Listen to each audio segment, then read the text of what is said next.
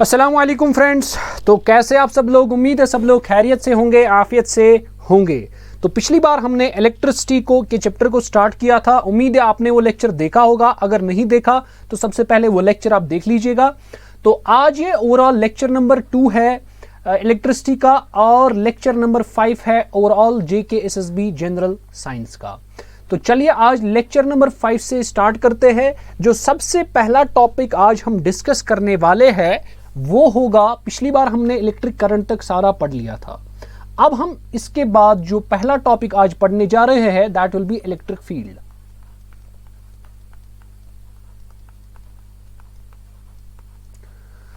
तो क्या होता है ये इलेक्ट्रिक फील्ड, तो इसके बारे में हम अब पढ़ लेते हैं। देखिए, हमारे पास हमने बोला कि भाई एक चार्ज होता है। मान लीजिए ये एक चार्ज है, let's suppose this is my positive charge.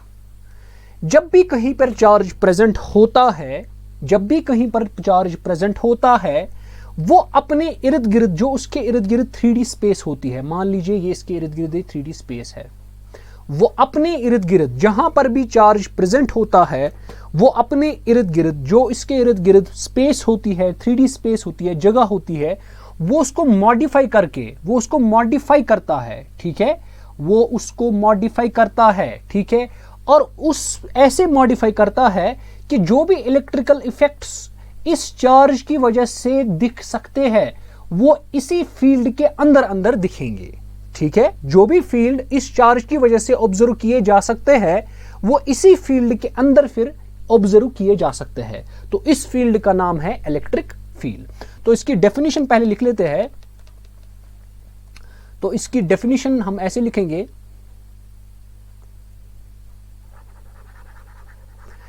तो हम लिखेंगे it is an 3D space, it is a 3D space around a charge within which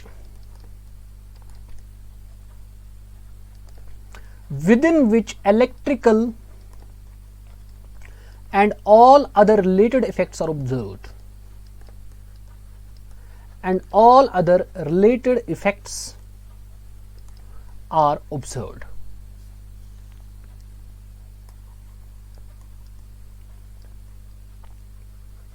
ठीक है, तो समझ लीजिए अगर ये हमारे पास पॉजिटिव चार्ज है, इस पॉजिटिव चार्ज के इर्द गिर्द एक स्पेस जो होती है वो मॉडिफाई होती है, और उसी स्पेस के अंदर अंदर जो भी ये चार्ज इलेक्ट्रिकल इफेक्ट्स दिखा सकता है, इसी स्पेस के अंदर अंदर ये दिखा सकता है, तो इसका इलेक्ट्रिक फील्ड हो गया। इसी तरह नेगेटिव चार्ज भी अपने इर्द गिर्द को जो स्पेस होती है उसको मॉडिफाई करता है, और उसी स्पेस के अंदर अंदर इसके इफेक्ट्स दिखाए जा सकते हैं। इसका मतलब होता है अगर मैं किसी पॉजिटिव चार्ज को, मान लीजिए मैंने यहां पे पॉजिटिव चार्ज लाया, सम पॉजिटिव Q1, अगर वो इसके इलेक्ट्रिक फील्ड से प्लस Q के इलेक्ट्रिक फील्ड से बाहर है अभी, तो इसका मतलब ये इसको रिपेल नहीं कर सकता। जो ही मैं इसको इसके इलेक्ट्रिक फील्ड में डालूंगा, अब ये इसका इलेक्ट्रिक फील्ड शुरू हो जाएगा, इसका मतलब अब ये इसको रिपेल करना शुरू कर देगा। इसी तरह अगर मैंने यहां पे लेट्स सपोज पॉजिटिव चार्ज कोई लाया है प्लस Q0, ये अगर ये बाहर है तो इसको अट्रैक्ट नहीं कर सकता है। जब तक कि ये बाहर है तब तक इसको अट्रैक्ट नहीं कर सकता। क्यों? क्योंकि इसके फील्ड के बाहर है। ये इसकी पहुंच जो होती है वो इसी फील्ड के अंदर है। क्योंकि ये फील्ड के बाहर है तो इस पर कोई भी फोर्स एक्सर्ट नहीं होगा। जो ही हम इसको अंदर लाएंगे तो इसके इलेक्ट्रिक फील्ड में आएगा, तब जाके इस पर कोई फोर्स एक्सर्ट होगा। तो इसका मतलब अगर आप इलेक्ट्रिक फील्ड को के मैग्नीट्यूड को मेजर करना चाहते हो, मिसाल के तौर पर ये हमारे पास कोई चार्ज है, ये इसका इलेक्ट्रिक फील्ड है। मान लेते हैं मैंने आपको बोला इस पॉइंट P पर क्या करते हैं काम, इसका इलेक्ट्रिक फील्ड ढूंढते हैं एट पॉइंट P। तो सिंपल सी बात है, अगर आपको किसी भी पॉइंट पर इलेक्ट्रिक फील्ड के किसी भी पॉइंट पर, ठीक है, इलेक्ट्रिक फील्ड के किसी भी पॉइंट पर आपको इलेक्ट्रिक फील्ड ढूंढना है, कितना है उसका मैग्नीट्यूड, कितना है उसका मैग्नीट्यूड, तो वो हम ढूंढते हैं इलेक्ट्रिक फील्ड इंटेंसिटी से। किससे ढूंढते हैं? Electric field intensity. तो इलेक्ट्रिक फील्ड इंटेंसिटी E से लिखते हैं, E is equal to force per unit test charge. अब सर ये टेस्ट चार्ज क्या होता है? टेस्ट चार्ज क्या होता है वो मैं अभी बताऊंगा। सो यहां पे लिखेंगे electric field intensity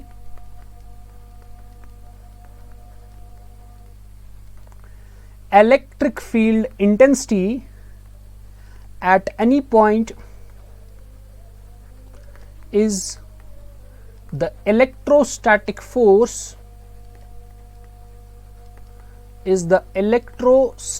force acting per unit positive charge at that point. और अगर आपको इस इलेक्ट्रिक फील्ड इंटेंसिटी का यूनिट ढूंढना होगा तो ऐसा यूनिट जो है इसका फोर्स का है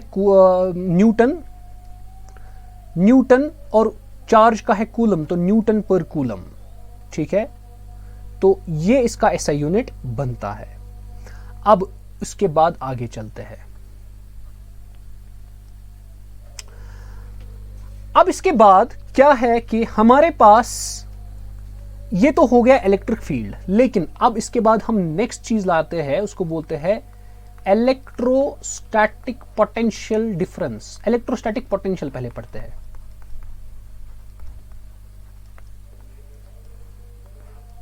देखिए, मान लीजिए ये हमारे पास एक चार्ज है, हमें पता है इस चार्ज का ये इलेक्ट्रिक फील्ड होगा। देखिए, अगर हमें कोई टेस्ट चार्ज, देखिए सबसे पहले हम इसको टेस्ट चार्ज को ही पढ़ लेते हैं। ठीक है, चलिए। अब चार्जेस दो तरह के होते हैं, एक होता है सोर्स चार्ज, दूसरा होता है टेस्ट चार्ज। सबसे पहले मैं ये बताऊंगा, चार्जेस दो तरह के होते हैं, एक होता है सोर्स चार्ज, एक होता है टेस्ट चार्ज। लेकिन इससे पहले भी एक और पॉइंट समझ लो, एक नोट यहां पे लिखते हैं। हम करंट के बारे में पिछली बार बात कर रहे थे, तो उसका एक नोट लिख लीजिए। करंट जो होता है it always flow from high potential to low potential. अब ये पोटेंशियल क्या होता है ये मैंने आपको अभी नहीं बताया। इससे पहले कि मैं ये समझाऊं, ये current always flow from high potential to low potential, ये मैंने यहां पर लिखवाया। लेकिन फिलहाल हम पढ़ते हैं सोर्स चार्ज और टेस्ट चार्ज। चार्जेस एक दो तरह के होते हैं दूसरे हिसाब से, एक होता है सोर्स चार्ज, दूसरा होता है टेस्ट चार्ज। सोर्स चार्ज क्या होता है? सोर्स चार्ज, देखिए मान लेते हैं हमारे पास ये एक चार्ज है, हम इसके पैरामीटर्स निकालने चाहते हैं। मान लीजिए हम इस पर एक्सपेरिमेंट करना चाहते हैं, इसका इलेक्ट्रिक फील्ड यानी इसके पैरामीटर्स निकालने चाहते हैं, जिसको जो चीज अंडर ऑब्जर्वेशन हो, यानी जिसके रिगार्डिंग हमको पैरामीटर्स निकालने हो, जिस चार्ज के मुतालिक हमें नॉलेज गेन करनी हो, उसको बोलते हैं source charge which is under observation. तो सोर्स चार्ज वो चार्ज होता है which is under observation. So number 1, charge which is being studied, जिसको पढ़ा जाए, और चार्ज अंडर ऑब्जर्वेशन। ठीक है, नंबर 1, जो चार्ज, जिस चार्ज के मुतालिक हमें कोई स्टडी करनी है, वो चार्ज सोर्स चार्ज होता है, यानी वो चार्ज अंडर ऑब्जर्वेशन होता है, हमें उसके पैरामीटर्स ढूंढने होते हैं, उसको बोलते हैं सोर्स चार्ज। लेकिन मान लीजिए ये प्लस क्यू है, ये इसका इलेक्ट्रिक फील्ड, ये सोर्स चार्ज है, लेकिन अगर हमको इसका इलेक्ट्रिक फील्ड, इसका पोटेंशियल डिफरेंस, इसका बाकी इलेक्ट्रिक पावर वगैरह वगैरह पैरामीटर्स ढूंढने हैं, इसको पढ़ना है, इसको पढ़ने के लिए हम एक और चार्ज का इस्तेमाल करते हैं, जिसकी हेल्प से हम इसको पढ़ते हैं, उसको बोलते हैं टेस्ट चार्ज। उसको क्या बोलते हैं? उसको बोलते हैं टेस्ट चार्ज। सो यहां पे लिखेंगे it is a charge which helps in the study of source charge, in the study of source charge. लेकिन अब सोर्स चार्ज और टेस्ट चार्ज में दो डिफरेंस और है। नंबर 1, सोर्स चार्ज जो होता है ये हमेशा ये हैवी होता है, इसका वेट ज्यादा होता है। ठीक है, लेकिन जो टेस्ट चार्ज होता है इसका वेट हमेशा स्मॉल लिया जाता है, स्मॉल मास। दूसरा चीज, ये जो सोर्स चार्ज होता है it can either be positive charge, या तो ये पॉजिटिव चार्ज हो सकता है और ये नेगेटिव भी हो सकता है। अरे कभी कभार आपको पॉजिटिव चार्ज के बारे में पढ़ना होगा, कभी कभार आपको नेगेटिव चार्ज के बारे में पढ़ना होगा, तो दोनों का दोनों हम पॉसिबल हो सकते हैं। लेकिन जो हमारे पास टेस्ट चार्ज होता है, it can only be positive charge, it can only be positive charge. अब ये इन दोनों का ये वेट इसका क्यों ज्यादा रखना है, इसका क्यों छोटा रखना है, और इस ये पॉजिटिव और नेगेटिव क्यों दोनों हो सकते हैं और ये खाली पॉजिटिव क्यों हो सकते हैं, इसका रीजन पहले मैं पोटेंशियल पढ़ाऊंगा, पोटेंशियल डिफरेंस पढ़ाऊंगा, उसके बाद ये रीजन भी बता दूंगा। चलिए अब आते हैं इलेक्ट्रोस्टैटिक पोटेंशियल पे। पोटेंशियल क्या होता है, देखिए अगर मैं ये चार्ज लेता हूं, ये इसका इलेक्ट्रिक फील्ड है, ठीक है, मान लेते हैं, देखिए फिजिक्स में यहां पर खासकर इलेक्ट्रिसिटी में जो भी पॉइंट्स इस इलेक्ट्रिक फील्ड के आउटसाइड होंगे, मिसाल ये पॉइंट आउटसाइड है तो ये इन्फिनिटी बन जाएगा, ठीक है। तो इसका मतलब अगर आपके पास कोई, देखिए अब आपको यहां पर पोटेंशियल निकालना है, मैंने बोला अभी आपको कौन सा चार्ज यूज करना है ताकि इसका पोटेंशियल ढूंढो आप, टेस्ट चार्ज। अगर आप इस टेस्ट चार्ज को इस इन्फिनिटी से इस इलेक्ट्रिक फील्ड के अंदर लाओगे, मान लो यहां पे, मान लो यहां पे, यहां पे, यहां पे, यहां पे, यहां पे, जहां पर भी जितनी आपको वर्क लगेगी इस यूनिट पॉजिटिव टेस्ट चार्ज पे, पॉजिटिव क्यों होता है, मैंने आपको बोला सोर्स चार्ज हमेशा टेस्ट चार्ज हमेशा पॉजिटिव लेते हैं, वो क्यों लेते हैं इसके बाद समझाऊंगा रीजन भी। तो test unit positive test charge को इन्फिनिटी से किसी भी पॉइंट इलेक्ट्रिक फील्ड के अंदर किसी भी पॉइंट तक ले जाने तक जितनी भी वर्क लगेगी उस वर्क को बोलते हैं इलेक्ट्रोस्टैटिक पोटेंशियल। तो यहां पे लिखेंगे it is the work done, it is the work done in bringing, it is the work done in bringing unit positive test charge। ये आपका Q नॉट जो है ना, प्लस Q नॉट, ये आपका यूनिट पॉजिटिव टेस्ट चार्ज है। इस unit positive test charge को फ्रॉम इन्फिनिटी, फिजिक्स में इन्फिनिटी नहीं होता है जो मैथमेटिक्स में बहुत दूर, नहीं, यहां पर इन्फिनिटी का मतलब इस इलेक्ट्रिक फील्ड के बाहर वाला पॉइंट। अगर आप इस इंफिनिटी से to any point in an electric field,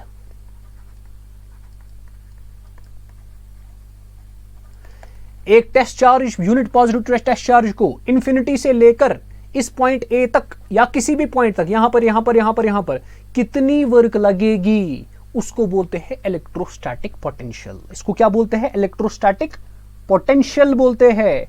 इसका मतलब यह होता है कि भाई जो हमारे पास VA होगा, ये VA अगर हम पोटेंशियल एट A निकालेंगे, it will be work in bringing from infinity to A, work in bringing from infinity to A, that means W per unit test charge, W by Q not.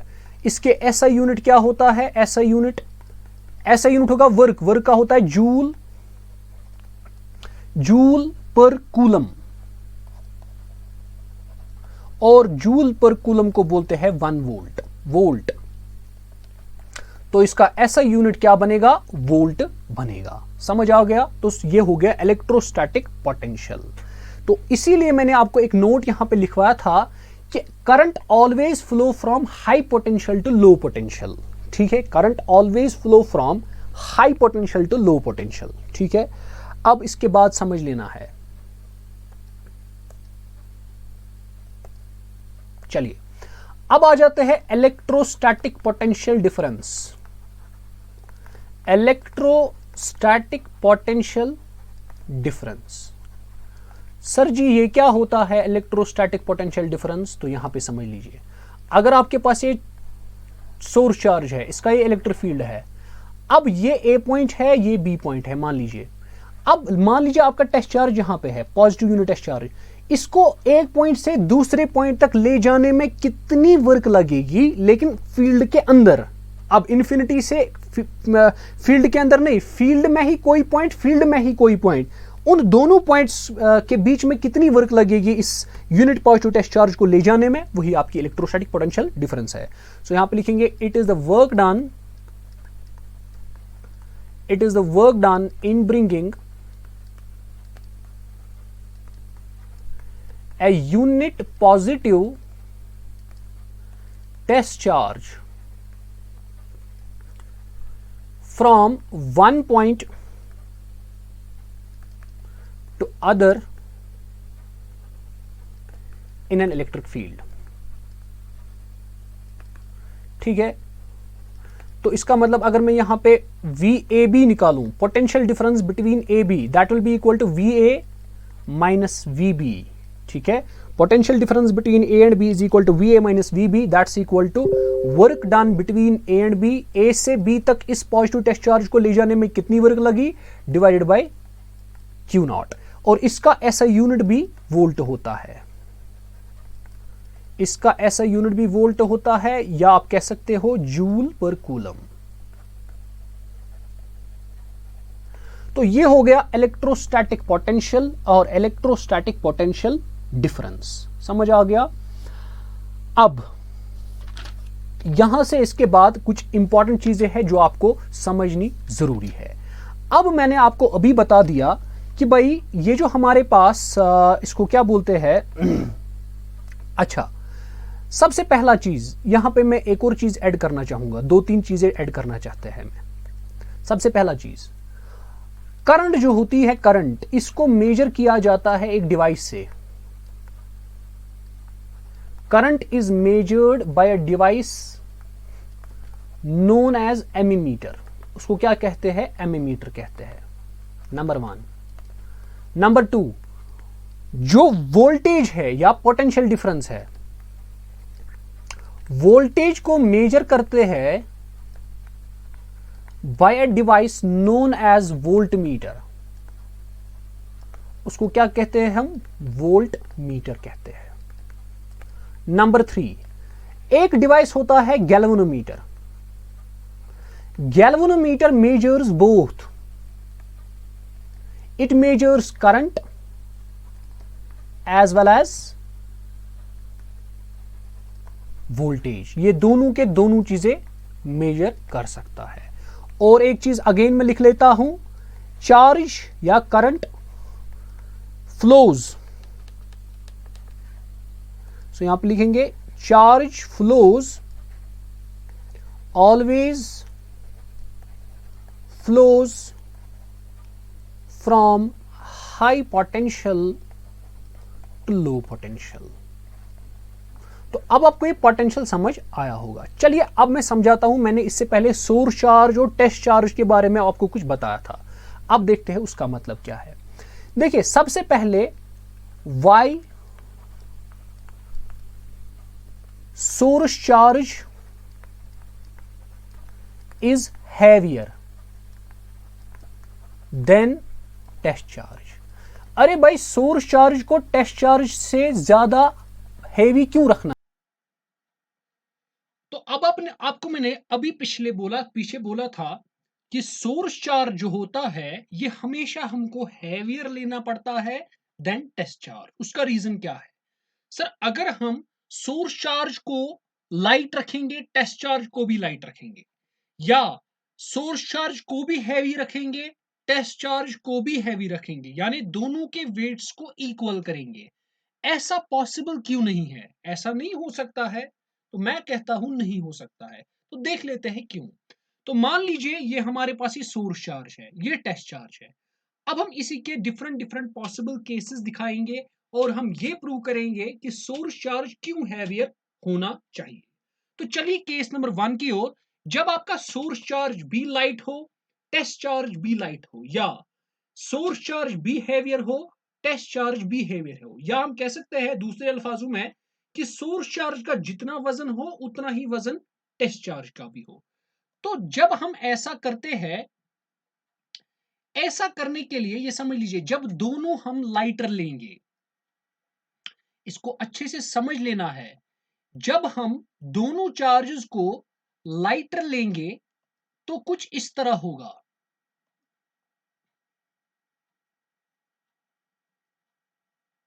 चलिए तो देखिए क्या होता है। अब हम जब दोनों चार्जेस को लाइटर लेंगे, लेंगे, तो ये चार्ज जो सोर्स चार्ज है ये टेस्ट चार्ज पर कुछ फोर्स अप्लाई करेगा।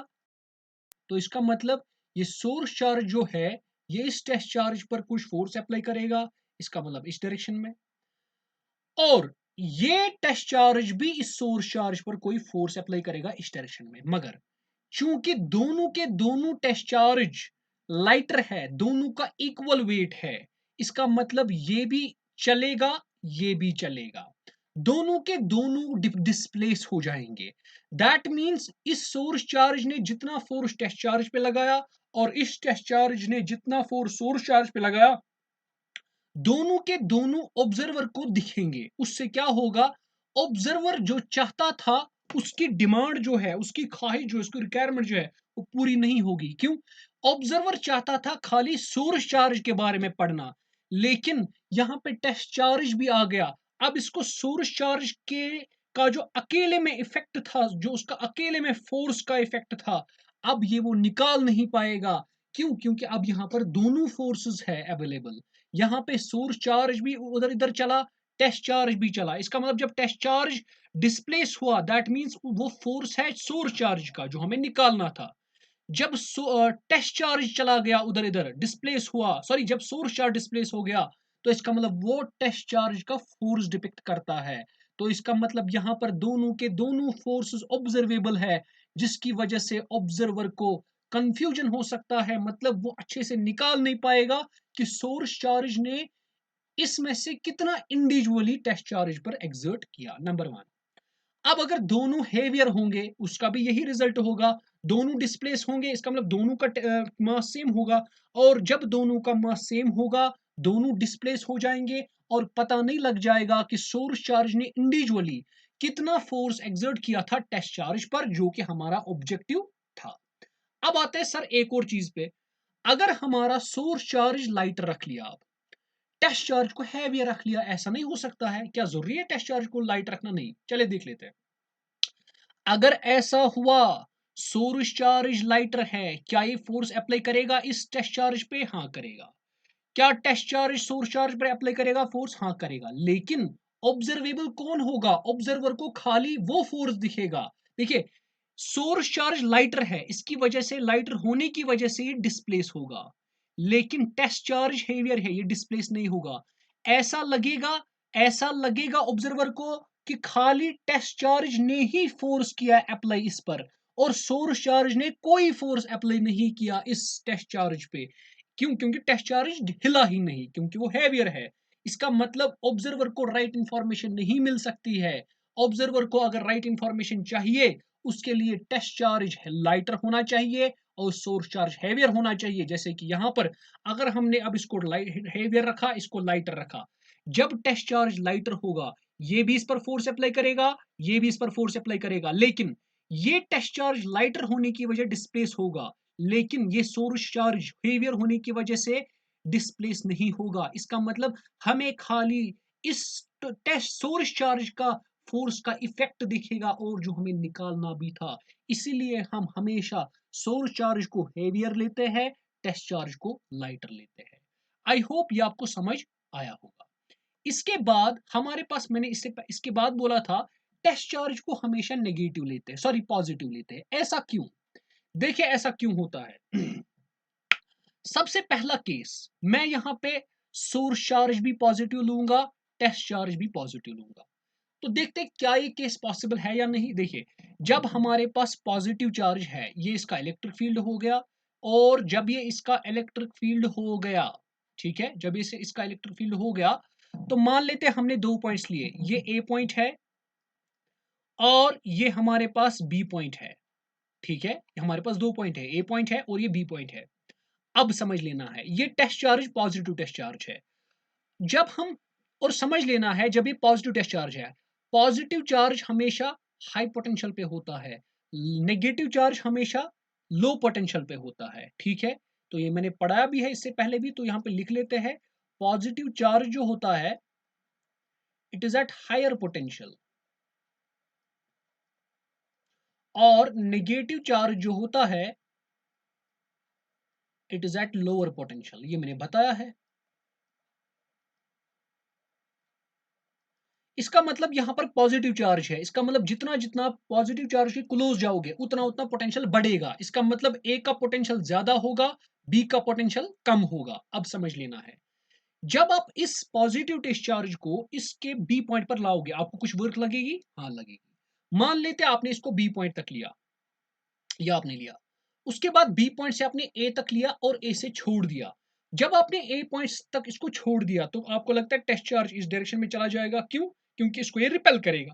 इसका मतलब current always flow from, charge always flow from high potential to low potential. जरा वो यहां पे वैलिड हो गया कि नहीं, कि वो टूट गया वो statement. A high potential, B low potential, high potential से लो पोटेंशियल तक गया, तो इसका मतलब ये केस ट्रू है। तो ऐसा हो सकता है, इसका मतलब सोर्स चार्ज पॉजिटिव हो सकता है, टेस्ट चार्ज भी पॉजिटिव हो सकता है। Number one case. Number two, अब केस टू में मैंने लिया है सोर्स चार्ज पॉजिटिव लेकिन टेस्ट चार्ज नेगेटिव। देखते हैं क्या ऐसा हो सकता है। सबसे पहले जितना जितना पॉजिटिव चार्ज के क्लोज क्लोज जाओगे उतना उतना आपका पोटेंशियल बढ़ेगा। That means potential at A is greater than potential at B.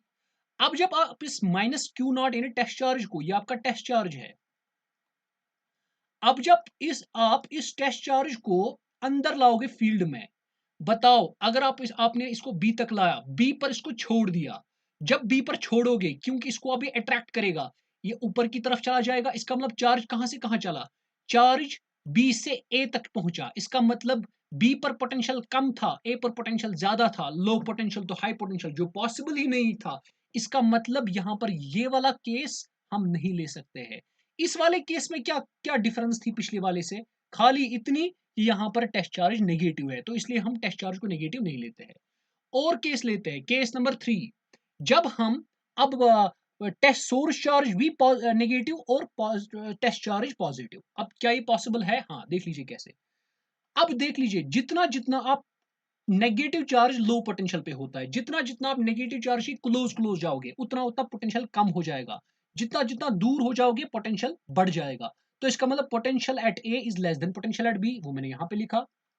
अब जब आप इधर बी पॉइंट पर इस टेस्ट चार्ज को लाओगे, तो बी पॉइंट पर अगर आप इसको छोड़ोगे तो ये इसका मतलब ये उसको खींचेगा तो इस डायरेक्शन में चला जाएगा, बी टू ए। तो current always flow from high potential to low potential. B high potential पे है, ए लो पोटेंशियल, तो इसका मतलब हाई टू लो, तो ट्रू है, सिंपल। तो इसका मतलब यहां पर पॉजिटिव चार्ज है, सोर्स चार्ज नेगेटिव, तो सोर्स चार्ज पॉजिटिव भी हो सकता है नेगेटिव भी हो सकता है, तो यहां पर टेस्ट चार्ज पॉजिटिव। अब case number 4, positive negative charge यहां पे सोर्स चार्ज है और नेगेटिव चार्ज टेस्ट चार्ज भी है। अब ए और बी, जाहिर सी बात है ए का पोटेंशियल कम है बी से। अब जब आपने इस माइनस क्यू नॉट को बी तक लाया, फिर बी से ए तक लाया, अब ए से छोड़ दिया, क्या होगा, ये इसको माइनस क्यू इसको रिपेल करेगा। जब इसको रिपेल करेगा ना, इस डायरेक्शन में चला जाएगा, A to B, that means low potential to high potential, लेकिन current always flow from high potential to low potential. इसका मतलब ये वाला केस भी पॉसिबल नहीं होगा। यही रीजन है, यही रीजन है आप टेस्ट चार्ज को आप सोर्स सॉरी हाँ टेस्ट चार्ज को आप हमेशा पॉजिटिव लेते हो, नेगेटिव वो हो नहीं सकता है। अदरवाइज जो मैंने स्टेटमेंट बोला था, so test charge always flow from high potential to low potential, वो फिर ट्रू नहीं होगा। अब चलते हैं आगे। देखिए ये हमारे पास, अब मैं दिखाता हूं असल में क्या होता है अंदर, कैसे क्या चीजें कैसे बनती है, ठीक है? तो चलिए अब मैं वो दिखा देता हूं आपको। सबसे पहले इसको हम रीड्रॉ करते हैं। एक्चुअली क्या हो गया, मुझे लेक्चर आपका फिर से शूट करना पड़ा, फिर से रिकॉर्ड करना पड़ा, कुछ इसमें प्रॉब्लम्स आ गई, तो इसीलिए ही लिख कर है। तो ये मैं दूसरी बार अभी आपके लिए रिकॉर्ड कर रहा हूँ, पहली बार रिकॉर्ड नहीं हो रहा था। तो इसका मतलब देख लीजिए असल में होता क्या है अंदर, देख लीजिए ये कंडक्टर है, मान लीजिए कंडक्टर है। जब इस कंडक्टर को अभी हमने बैटरी के साथ अप्लाई नहीं किया था, तो इसमें अंदर इलेक्ट्रॉन्स थे। वो इलेक्ट्रॉन्स रैंडम डायरेक्शन में मूव कर रहे थे, इधर से इधर से इधर से इधर से। और जब वो रैंडम डायरेक्शन में मूव कर रहे थे, उनकी कोई खास नेट मूवमेंट नहीं हो रही थी, नेट पर्टिकुलर डायरेक्शन में वो किसी डायरेक्शन में मूव नहीं कर रहे थे, ठीक है? यानी ओवरऑल मूवमेंट जो था ना, वो इफेक्ट कैंसिल हो रहा था। मिसाल, ये अगर इलेक्ट्रॉन यहां से जा रहा है, ये इलेक्ट्रॉन यहां से जा रहा है, ये एक दूसरे का इफेक्ट कैंसिल कर रहे हैं। इसी तरह अगर इलेक्ट्रॉन यहां से जा रहा है, एक इलेक्ट्रॉन यहां से जा रहा है, इनका नेट इफेक्ट कैंसिल हो रहा है। मगर अब क्या हो गया काम, अब हमने इसको बैटरी से अप्लाई किया। मान लीजिए यहां से बैटरी हमने इसको लगा दी, ये ऐसे आ गया बैटरी। बैटरी अप्लाई करने का मतलब होता है कि हमने यहां पर पोटेंशियल डिफरेंस, देखिए जब बैटरी अप्लाई हो गई, ये पॉजिटिव चार्ज यहां पर चला गया, ये नेगेटिव चार्ज यहां पर चला गया, ठीक है? अब जब पॉजिटिव और नेगेटिव, पॉजिटिव चार्ज मैंने बोला है वो हाई पोटेंशियल पे होता है, नेगेटिव चार्ज मैंने बोला है वो लो पोटेंशियल पे होता है। इसका मतलब यहां से पोटेंशियल ज्यादा, यहां से पोटेंशियल कम। इसका मतलब जब आपने बैटरी अप्लाई की, सबसे पहले इसमें पोटेंशियल डिफरेंस क्रिएट हो गया। तो सबसे पहले पोटेंशियल डिफरेंस क्रिएट हो गया। अब जब पोटेंशियल डिफरेंस क्रिएट हो गया, तो current always flow from high potential to low potential. तो यहाँ पर इलेक्ट्रिक फील्ड भी डेवलप हो गया, positive to negative electric field develop हो गया, तो यहाँ पर इलेक्ट्रिक फील्ड बन गया। जब इलेक्ट्रिक फील्ड बन गया, अब जो ये इलेक्ट्रिक इसको क्या बोलते हैं, इलेक्ट्रॉन्स थे। अब जो ये बेटा इलेक्ट्रॉन्स है, उनको देखिए क्या होता था। इससे पहले वो रैंडम डायरेक्शंस में चल रहे थे, ऊपर नीचे पता नहीं किस किस डायरेक्शन से चल रहे थे। लेकिन अब यहाँ पे पॉजिटिव और नेगेटिव प्लेट आ गया।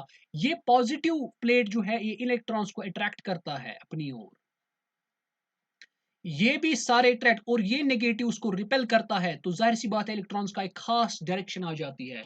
जब इलेक्ट्रॉन्स की एक खास डायरेक्शन आ जाती है, इसका मतलब इलेक्ट्रिक फील्ड डेवलप होने से इन इलेक्ट्रॉन्स पर अब ये इलेक्ट्रिक फील्ड फोर्स एक्सर्ट करता है। इसका मतलब अब इन पर फोर्स एक्सर्ट होता है।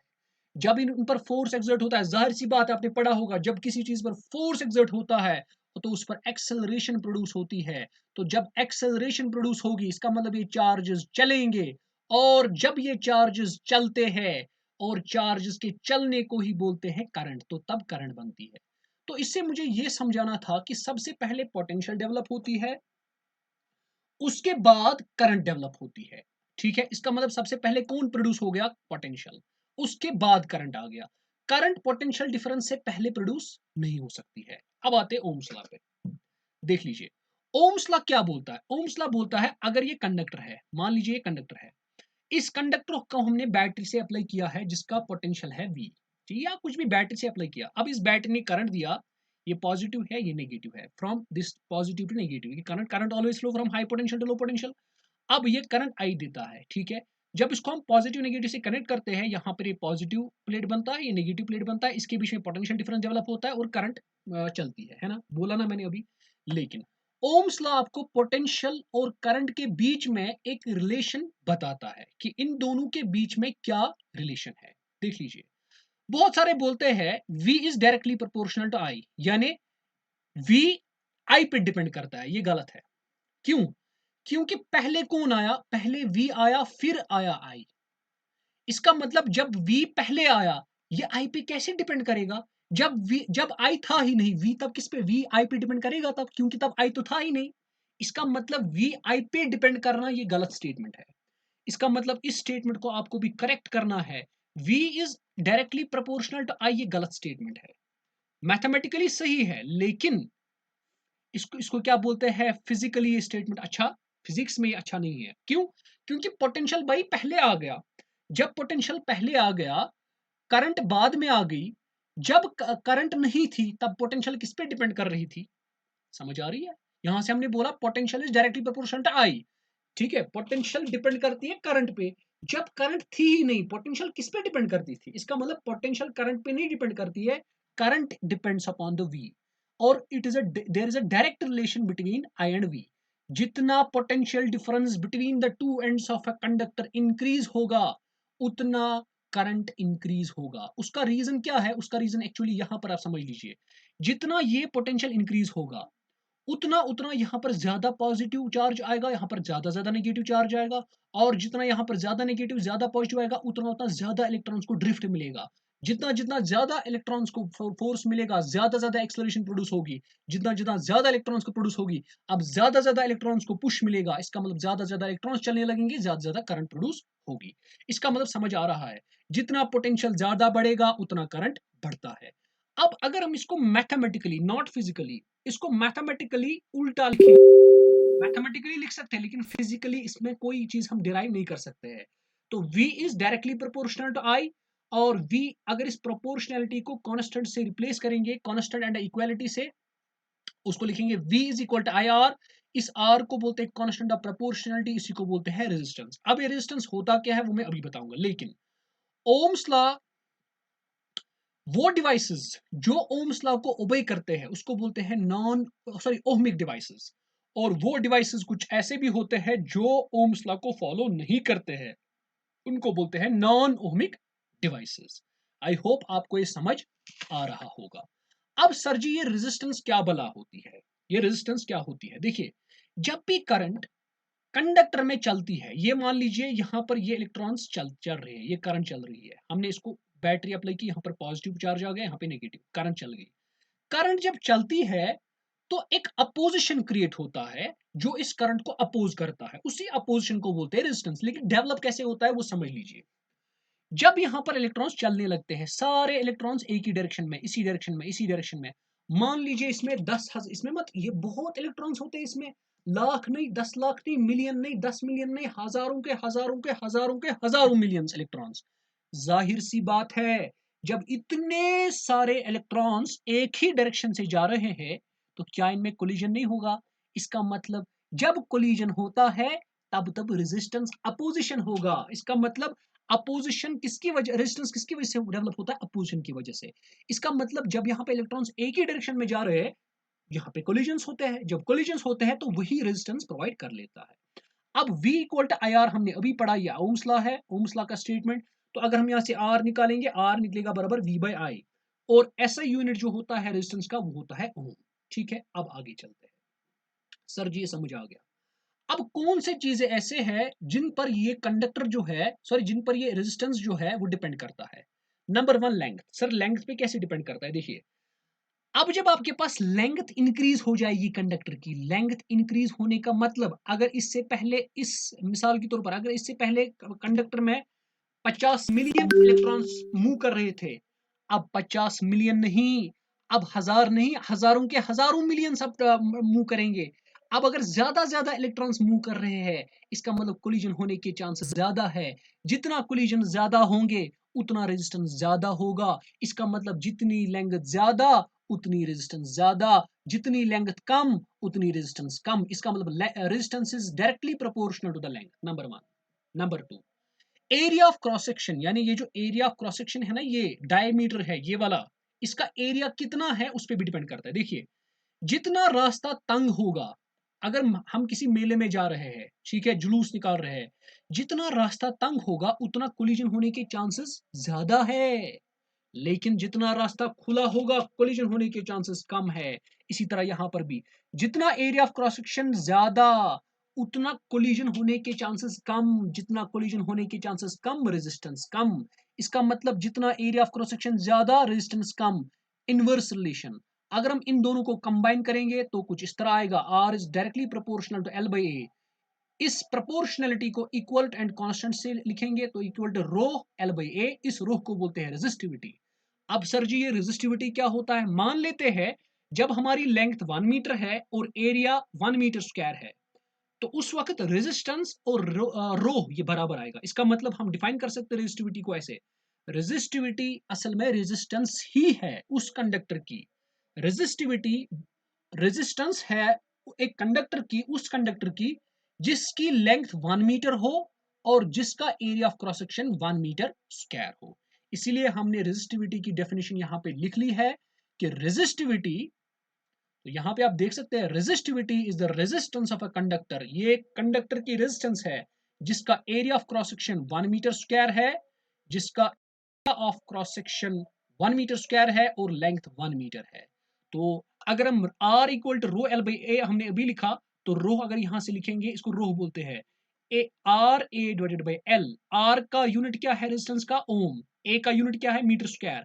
एल का यूनिट क्या है? मीटर। मीटर और मीटर कैंसल, तो इसका ऐसा यूनिट आएगा रोह का, ओम मीटर। तो यहां तक आपको समझ आ रहा होगा। अब दूसरा एक फैक्टर होता है जिस पर ये डिपेंड करता है, nature of material of conductor. ये कंडक्टर किसका बना हुआ होता है? जैसे मिसाल, अगर आपकी कॉपर वायर है, अगर आपकी एल्यूमिनियम वायर है, कॉपर वायर में रेजिस्टेंस कम होगी, एल्यूमिनियम वायर में रेजिस्टेंस ज्यादा होगी। तो आपका कंडक्टर किस मटेरियल से बना हुआ है उस पर भी डिपेंड करेगा। उसके बाद टेम्परेचर पर भी डिपेंड करेगा। अगर आपका कंडक्टर है, कंडक्टर में जितना टेम्परेचर इंक्रीज होगा उतनी उसकी रेजिस्टेंस भी इंक्रीज होगी।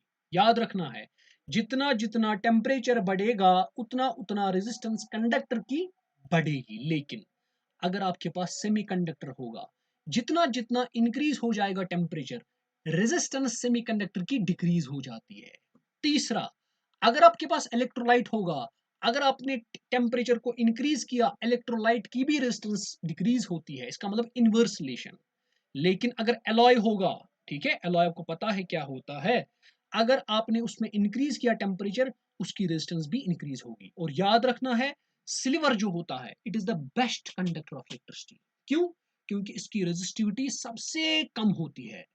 सिल्वर मेटल्स में सबसे बेस्ट कंडक्टर ऑफ इलेक्ट्रिसिटी माना जाता है। क्यों? क्योंकि इसकी रेजिस्टिविटी सबसे कम होती है। उसके बाद मेटल्स में मैग्नीज जो होता है, इसकी ये सबसे पोरेस्ट कंडक्टर ऑफ इलेक्ट्रिसिटी होता है। क्यों? क्योंकि इसकी रेजिस्टिविटी सबसे ज्यादा होती है, सबसे ज्यादा अपोजिशन करता है। अब मेटल्स को हमने अरेंज किया है in the order of decreasing conductivity. सबसे बेस्ट जो होता है, जिसको सबसे हाईएस्ट कंडक्टिविटी होती है, वो सिल्वर होता है। उसके बाद कॉपर, उसके बाद गोल्ड, उसके बाद एल्यूमिनियम, उसके बाद टंगस्टन, उसके बाद निकल, उसके बाद ब्रास, उसके बाद आयरन, उसके बाद प्लैटिनम, उसके बाद क्रोमियम, उसके बाद मरकरी, उसके बाद मैंगनीज। ये हमने ऑर्डर लिया है यहाँ पे ऑफ डिक्रीजिंग कंडक्टिविटी। उसके बाद हमारे पास कंडक्टिविटी क्या होता है। देखिए, रेजिस्टिविटी क्या होता है, रो। अगर हम इसी रो का उल्टा करेंगे, इसको बोलते हैं सिग्मा, इसको बोलते हैं कंडक्टिविटी। इसको क्या बोलते हैं? कंडक्टिविटी। तो इसका मतलब कंडक्टिविटी इसका उल्टा होता है। किसका उल्टा होता है? कंडक्टिविटी रेजिस्टिविटी का उल्टा होता है।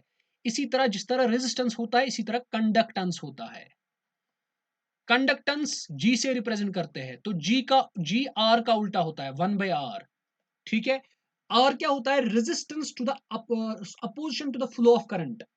कंडक्टेंस होता है ये कितने चार्ज को एलो करता है। एक कंडक्टर कितने चार्ज को एलो कर रहा है, वो इसकी कंडक्टेंस होती है। ठीक है। और इसका जो एसआई यूनिट होता है, वो होता है मोह। उसका होता था आर का ओम, यहां होता था मोह, MHO।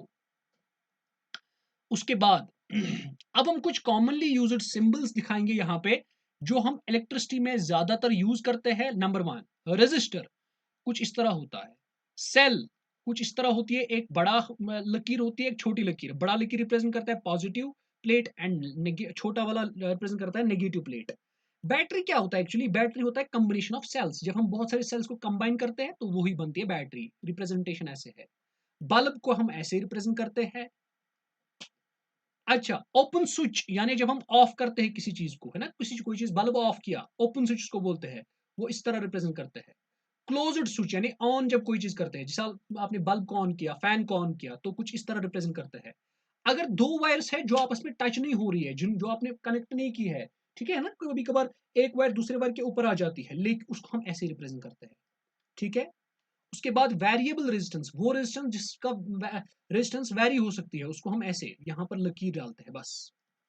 उसके बाद रियोस्टेट, रियोस्टेट भी एक वेरिएबल रेजिस्टेंस होता है, जिसको हम ऐसे दिखाते हैं। ठीक है, एक रेजिस्टेंस बनाते हैं, उसके बाद उसको एरो दिखाते हैं। वोल्टमीटर मैंने बताया था, वोल्टमीटर एक डिवाइस होता है जो वोल्टेज मेजर करता है। और एमीमीटर एक ऐसा डिवाइस होता है जो करंट मेजर करता है। लेकिन याद रखना है, वोल्टमीटर को जब हम यूज करेंगे, इसको हमेशा पैरेलल में यूज किया जाता है। जिसके अक्रॉस आपको निकालना है, उसको इसके अक्रॉस के पैरेलल निकाल रखना है। और एमीमीटर को जब आपको एमीटर से जब आपको करंट निकालनी है किसी भी इक्विपमेंट के थ्रू, तो आपको उसको सीरीज में लगाना होगा उस इक्विपमेंट के साथ में। अब ये सीरीज पैरेलल का क्या मसला है, ये मैं इंशाल्लाह अगले क्लास में जरूर बताऊंगा कि सीरीज और पैरेलल क्या होता है। और electric power, electric energy, heating effect of current और इलेक्ट्रिक सेफ्टी डिवाइसेस, ये हम इंशाल्लाह अगले क्लास में पढ़ेंगे। तब तक के लिए, अगर आपको लेक्चर पसंद आ गया, तो आप इसको लाइक करना ना भूले, शेयर करना ना भूले, अपने फ्रेंड्स के साथ हर ग्रुप में शेयर कीजिए जहां जहां आपको पॉसिबल हो। ये आपका फर्ज बनता है कि आप हर किसी फ्रेंड को यहाँ पर उनको बता दे इन वीडियोस के बारे में और सारा मटेरियल के बारे में। ठीक है, तो चलिए हम मिलते हैं अगले वीडियो में, तब तक के लिए